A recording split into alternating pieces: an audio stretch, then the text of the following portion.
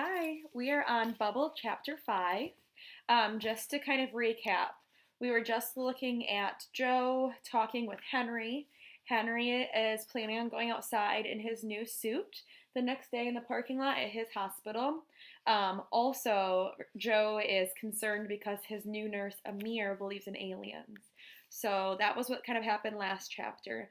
Um, Now, today we'll be doing Chapter 5, and we'll see if Henry gets to go outside. Chapter 5, 11 years, 2 months, and 24 days. Amir comes into my room at 7.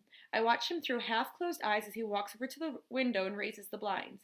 I wait for him to look to the right, over toward where the planes fly, but he just stands there looking at his shoes. Something is itching my foot. I want to scrape it, but I don't want to move or he'll know I'm awake. I hope Greg spoke to Amir to tell him to be less crazy around me. The air conditioner clicks.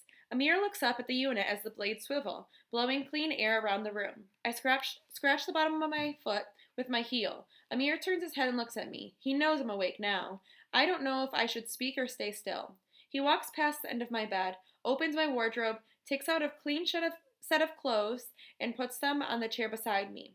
I close my eyes tight, lie still, and wait for him to leave, but his shadow is hanging around me. You tell him? I look up. Amir's eyes are circles of water. You tell Greg about the aliens? I push myself up on my elbows. I'm sorry, I say. I was scared. You shouldn't be scared of aliens. I'm not. Then you afraid of me? A little. Amir holds his hands against my chest and suddenly looks really sad and worried. I'm sorry, he says. I not mean to make you afraid. I just thought maybe we could be friends. Anyway, superheroes shouldn't be afraid of aliens. He looks at me and then all the posters on my wall. I smile. Maybe he's only a little bit crazy. So, can we be friends? Of course. He holds out his hand. It's okay, he says. They're clean. I shake his hand. He looks around the room like he's lost something. What's wrong? I thinking. You got nothing to do in here. He glances at the electronic sockets at the corners of the TV and the window, then back at me. Tell you what, now you're my friend, I get a Sky TV. Sorry? You need Sky TV. You can get lots of channels, lots of films. You only have 47 channels. I get you 607.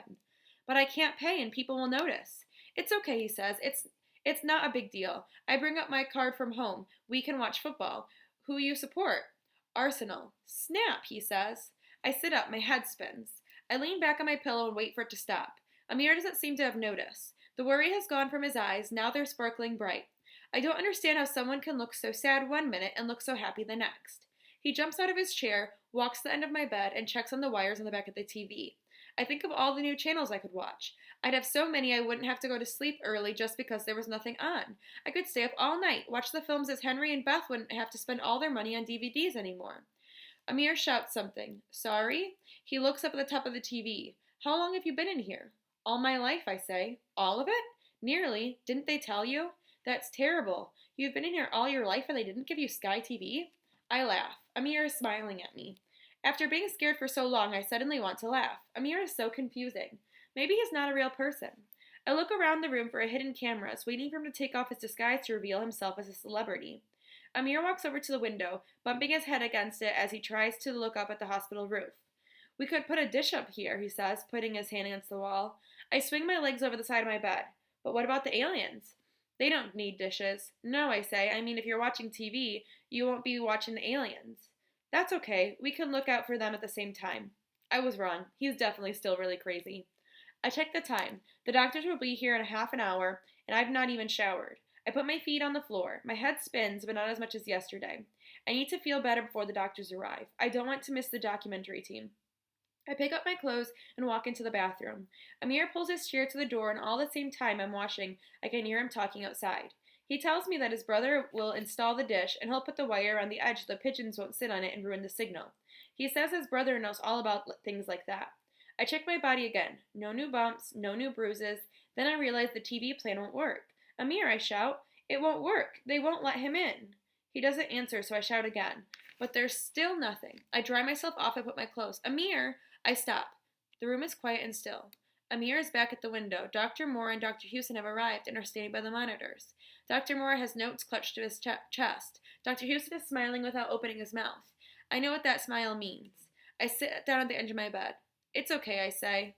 Low whites? Dr. Moore nods. Yes, low whites. Do I have to have a transfusion? No, we're going to hold off for a little while, just to see how you do.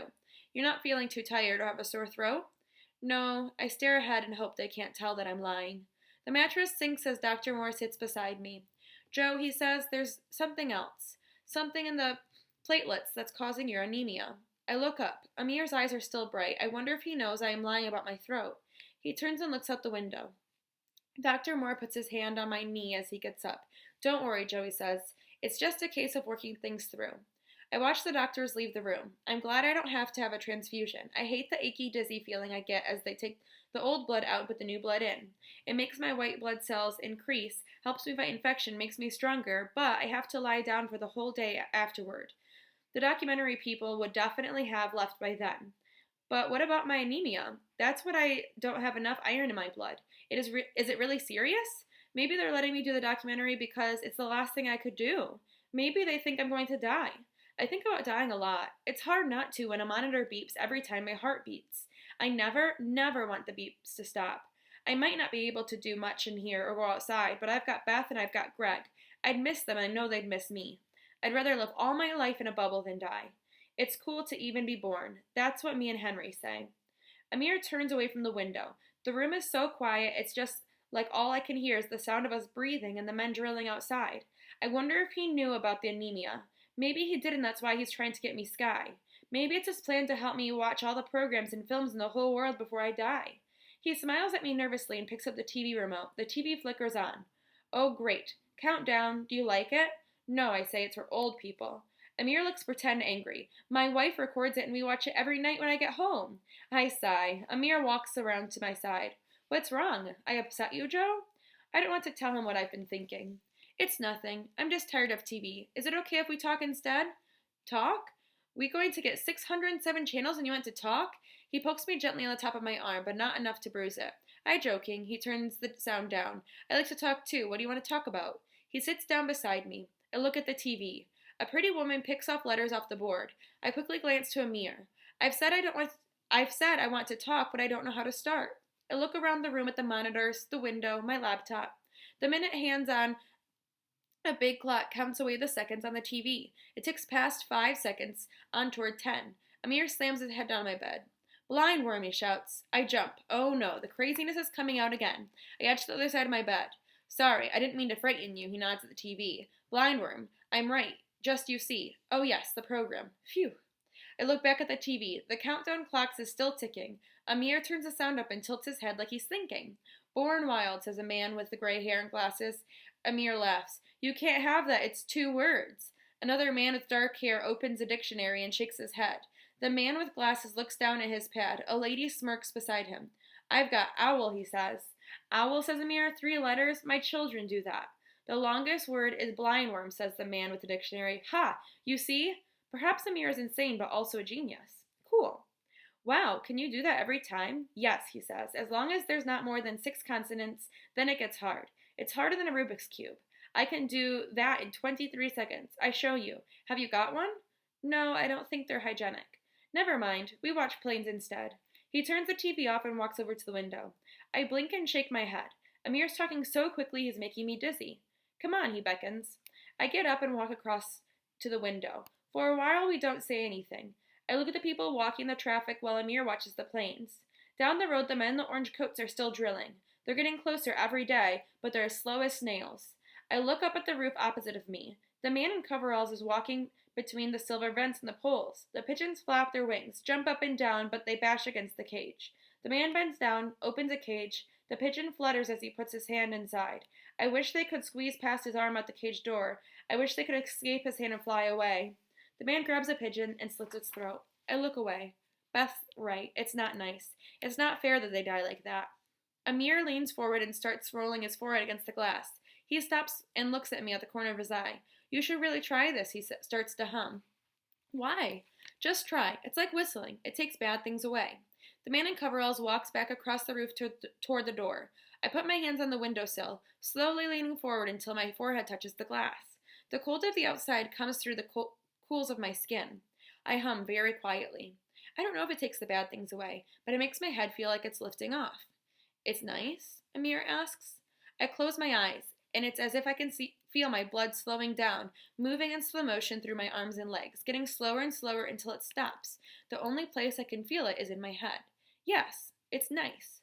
And don't worry, Amir says. He stops rolling his head, looks down the street, then back at me. He stares at me for so long it's like he is looking into my mind. I know what you worry about, he whispers. Do you? I wonder if he's an insane genius who also has psychic powers. He taps the side of his head. Everything will be okay. Will it? It sounds true when he says it, not like when the doctors say it. Amir nods his head slowly. Of course. My brother got long enough ladders to reach up here. His head has flickered us back to talking about the TV. He's really weird, but I'm starting to like him. Amir smiles. I smile. We start to hum. So that's the end of chapter 4. There is something that I wanted to point out from this chapter. If you do have writing time planned in your day, or maybe if you want to write about it tomorrow, in this chapter, Joe talks about how even though he's trapped in his bubble, that he feels really grateful and he is happy that he has Beth and Greg and that it's really cool to even have been born. So even though Joe's life is really hard and he has to deal with doctors and blood transfusions, and we might think like, wow, his life seems like it's not that fun, he still has a lot to be grateful for. So if you have writing time today or tomorrow, maybe write about what you're grateful for, even in all of this chaos. Okay, I hope you enjoy.